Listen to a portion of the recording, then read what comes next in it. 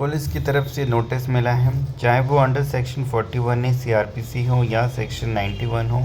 या 201 हो। कई बार बैंक्स को डायरेक्टली जाता है, कई बार आपको भी आता है।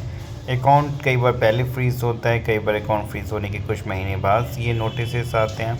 चाहे आपको अकाउंट को लेके कुछ ना कुछ तो हुआ है तभी फ्रीज़ हुआ है, चाहे ऑनलाइन साइबर क्राइम कंप्लेन हो या फिर FIR हो, यानी आपके अकाउंट में घुमा फिरा के कुछ फ्रॉड के पैसे आए हैं जिसको लेके आपका अकाउंट फ्रीज़ हुआ है। अब पुलिस आपको नोटिस करती है, आपसे जवाब मांगा जाता है कि जो पैसे आए हैं आप हमें बताएं कि क्या लॉफुल रीज़न है, किस पर्पज़ से आपने पैसे लिए हैं, क्यों आपका अकाउंट फ्रीज़ ना किया जाए, क्यों ना आपके अकाउंट से पैसे निकाल कर सामने वाले विक्टिम को दिए जाए, क्यों ना आप पे कानूनी कार्रवाई की जाए। सेक्शन इसमें अलग अलग लगा दिए जाते हैं जो कि IT एक्ट के कुछ सेक्शन से 66C/D, कुछ IPC के सेक्शन से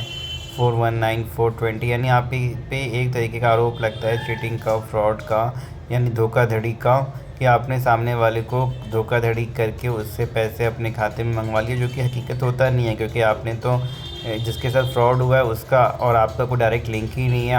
आपके अकाउंट में डायरेक्टली उससे पैसे आए ही नहीं है, आपके पास तो तीसरे चौथे लेयर पे वो पैसा घुमा फिरा के आया है, उसका एक पार्ट पोर्शन आया जिसकी वजह से अकाउंट फ्रीज़ हुआ है। और आप अगर लीगल एक काम कर रहे हैं, चाहे आपकी शॉप है, या आपको परेशान नहीं होना है, टेंशन लेने की ज़रूरत नहीं है पुलिस को क्या मेल करना है या फिर आपको क्या जाने की वहाँ पे ज़रूरत है। जाने में अगर आप असमर्थ हैं चाहे किसी वजह से, तो आप मेल करके अपनी बातों को रख सकते हैं, अपने बिहाफ में किसी लॉयर को रिप्रेजेंटेटिव फॉर्म में भेज सकते हैं, या फिर आपका पर्सनल अपीयरेंस ही वहाँ पे ज़रूरी है। आपको क्या क्या डॉक्यूमेंट्स लेके जाने चाहिए, क्या एप्लीकेशन लेके जाना चाहिए, वो सारी चीज़ें आपको बताई जाती हैं। साथ ही साथ आपको एडवाइस करें किसी भी batting app, gaming app, crypto currency से अगर आप पैसे लेते हैं सावधान रहें, सतर्कता बरतें, अदरवाइज़ खाता फ्रीज़ होने के ज़्यादा चांसेस है। या फिर आप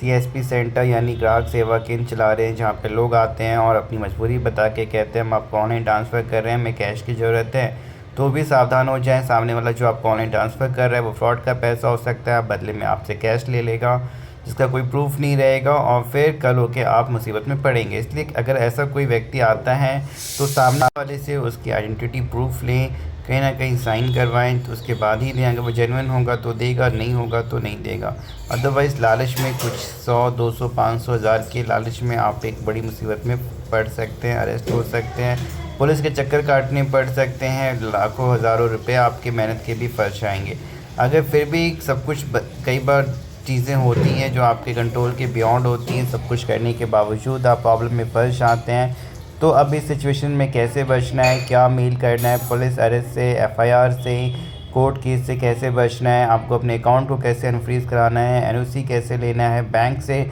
डिटेल्स कैसे लेनी है, क्या क्या आपके लीगल राइट्स हैं, क्या हो सकता है, नहीं हो सकता है, हर एक वो चीज़ जो कि आपको जानना समझना ज़रूरी है जिससे आपका समय, पैसा और मानसिक परेशानी बच सके, वो सारा कुछ आपको बताया जाएगा। आपको बैंक की तरफ से जो भी रिप्लाई आया है, पुलिस की तरफ से जो भी नोटिस आया है, आप हमें व्हाट्सअप करें, हेल्प लें, वीडियो को लाइक और शेयर ज़रूर करें।